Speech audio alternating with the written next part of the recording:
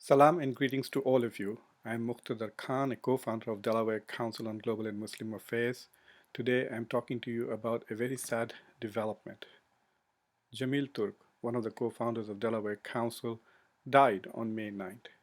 He died trying to help a family, and even after his death, he was helping people.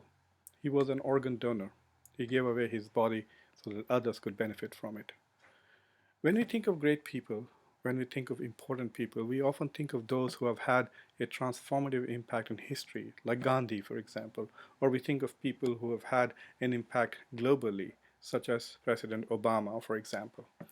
But we fail to often acknowledge that it is local leaders who, on a daily basis, plug holes in communities to help them from sinking, who add bricks and brick by brick build these small communities so that the world is composed of these small communities who are themselves the main engines that drive history.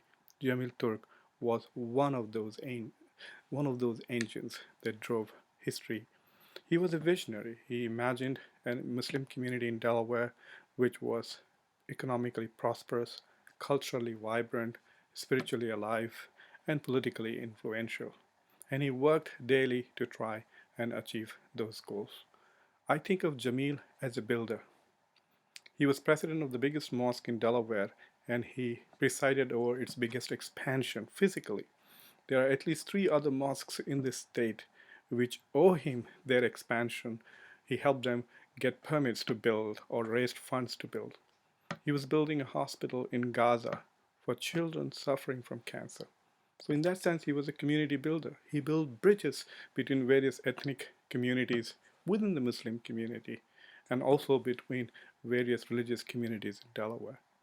So, today we mourn the loss of Jamil Turk, a community builder.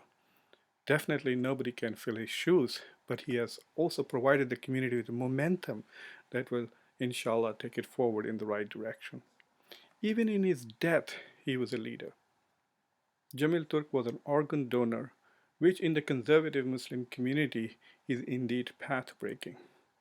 There are some Muslims, unfortunately, who believe that it is better to leave our body organs to decay in the mud than let some other human being benefit from them for the rest of their lives. Even to those conservative, close-minded people, Jamil Turk, in his death, taught a lesson: the importance of life, the importance of helping others. The Quran teaches us that God has created both life and death in order to see who do beautiful things. Jamil Turk spent an entire life trying to do beautiful things, trying to reach out to people. A week before his death, he and I were having a dinner, one of the many dinners we had together in the last few years. And during the course of that, we were talking about those who oppose what we wish to achieve, those who oppose our vision, and the detractors of the things that Jamil, I, and the Delaware Council were trying to achieve. And he said to me something very interesting. Muqtada, it is only change makers who have opponents. It is only when you have a vision that people try to block that. People who have no vision, people who try to make no change, have no opponents. It was very interesting to me the way he looked at it. He said, if I'm right, and if what I'm trying to do is good for the people, then God will help me and we will be successful. And if what we are trying to do is not beneficial to people, then may God ensure that we fail. And I thought that was an incredible view of the world. That is why Jamil Turk, a man with a big vision and a big heart, who was so full of life, who left such an incredible impact on whoever he met, was successful in his life. We are all going to miss Jamil Turk. He was a jolly good fellow.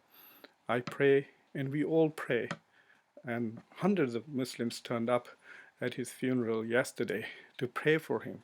We pray that in this next life, he finds as much happiness, as much satisfaction, as much contentment as we would wish anyone to have. Take care, my friend. You will be missed.